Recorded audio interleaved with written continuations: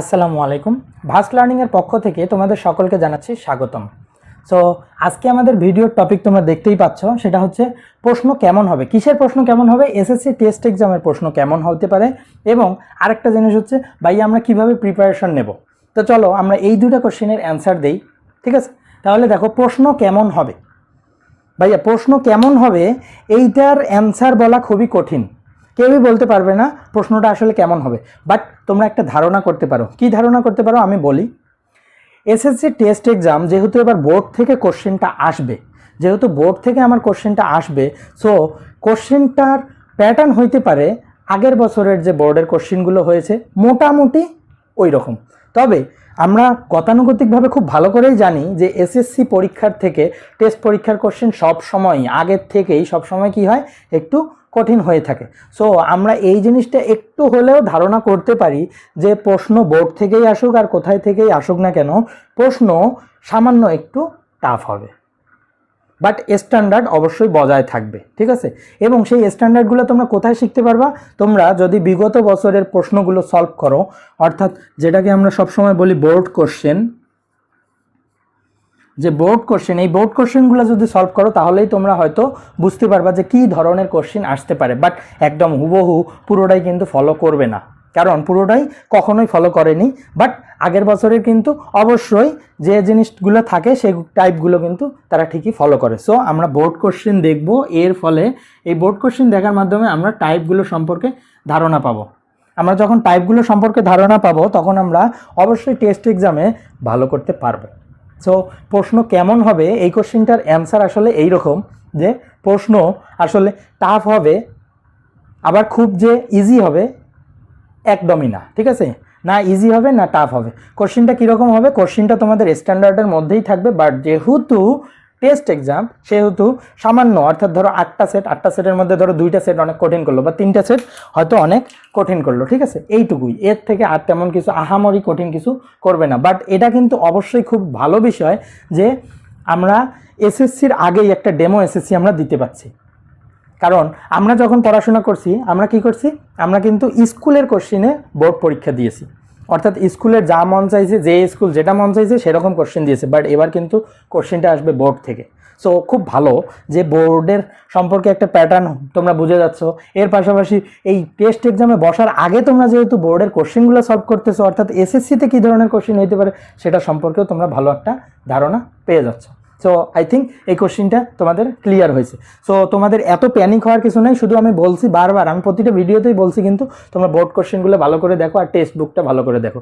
Text book দেখার পরে board কোশ্চেনগুলো দেখতে আসো, দেখো অনেকটা তোমার ক্লিয়ার হয়ে যাবে, অনেক ভালো ভালো তুমি কনসেপ্ট পাবা, অনেক টাইপ সম্পর্কে শিখতে পারবা, যেগুলো তোমার এসএসসিতে এবং টেস্ট এক্সাম দুইটাতেই কাজে লাগবে। পরবর্তীতে আসো কিভাবে আমি প্রিপারেশন নেব। ভাই প্রিপারেশনের ভিডিও অলরেডি আমি অনেকগুলো দিয়েছি, তাও এখানে যদি শর্টকাটে একটু বলি, যাদের প্রিপারেশন একদম দুর্বল তারা এইভাবে প্রিপারেশন নেবে, আর যাদের প্রিপারেশন খুব ভালো তারা কিভাবে প্রিপারেশন নেব। তাহলে আমি প্রথমে বলি, যারা দুর্বল, যারা হালকা একটু পড়াশোনা করছো তাদের জন্য প্রিপারেশন আমি বলছিলাম, বারবার বলছি যে তারা কয়টা, প্রত্যেকটা সাবজেক্টের 5টা করে চ্যাপ্টারকে টার্গেট করবা।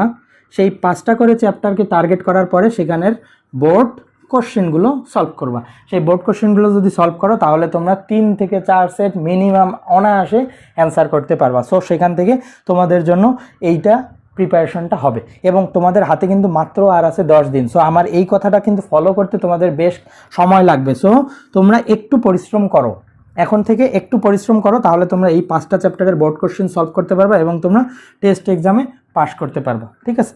অ্যান্ড পরবর্তী আরেকটা যেটা, সেটা হচ্ছে কি, যারা ভালো প্রিপারেশন নিছো, যারা ভালোভাবে প্রিপারেশন নিছো তারা কি করবা, তারা শুধুমাত্র টেক্সট বই পড়বা, টেক্সট বই উড়াধুরা পড়বা, ঠিক আছে?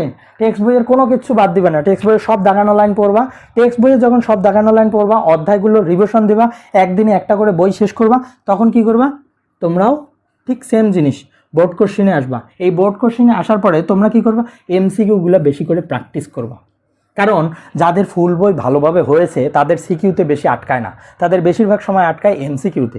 সেই জন্য তোমরা এমসিকিউ এর প্রিপারেশনটা বেশি নিবা। কিভাবে প্রিপারেশনটা নিবা? তোমরা একটা করে বোর্ডে যাবা, বোর্ডে গিয়ে এমসিকিউ সলভ করবা। যে কোশ্চেনগুলো তোমার কনফিউশন মনে হবে সেই কোশ্চেনগুলোতে এইভাবে দাগ দিবা। দেন পরবর্তীতে ওই কোশ্চেনগুলোর অ্যান্সার বের করবা। ওই অ্যান্সারটা বের করতে যাবা কোথায়? ওখানে তো দেখবা, তুমি তো অবশ্যই টেস্ট পেপারে দেখবা যে আমার অ্যান্সার হচ্ছে ক, বাট ওই কটা নিয়ে তুমি থাকবা না। এইটার একটা ভালো গাইডলাইন হচ্ছে তুমি কি করবা, দেখতে যখন যার প্রিপারেশন ভালো সে আলটিমেটলি কোশ্চেনটা দেখলে বুঝতে পারে যে এটা আসলে কোন অধ্যায় থেকে কোন টপিক থেকে কোশ্চেনটা হয়েছে। তুমি সাথে সাথে চলে যাবা সেই অধ্যায়ের সেই টপিকে। সেই টপিকে গিয়ে ওই কোশ্চেনটা যখন ফাইন্ড আউট করতে যাবা দেখবা ওর পাশে তোমার আরও 3-4টে এমসিকিউ অলরেডি পড়া হয়ে যাবে। কেন হয়ে যাবে? কারণ ওই টপিকটাকে ফাইন্ড আউট করতে গিয়ে তুমি আরও অনেক কিছু পাবা ওই টপিক রিলেটেড, যেটা দেখবা হয়তো অন্য বোর্ডে কোনো এক সময় আসছে বা তোমার ওইটা দেখা হয়ে গেল। এই জন্যে সবসময় কী করবা, টেক্সট বই পড়ার পরে এই বোর্ড কোশ্চেনের এমসিকিউগুলো যখন সলভ করতে যাবা এমসিকিউ এর অ্যান্সারগুলো খুঁজবা আবার কি টেক্সট বইয়ে।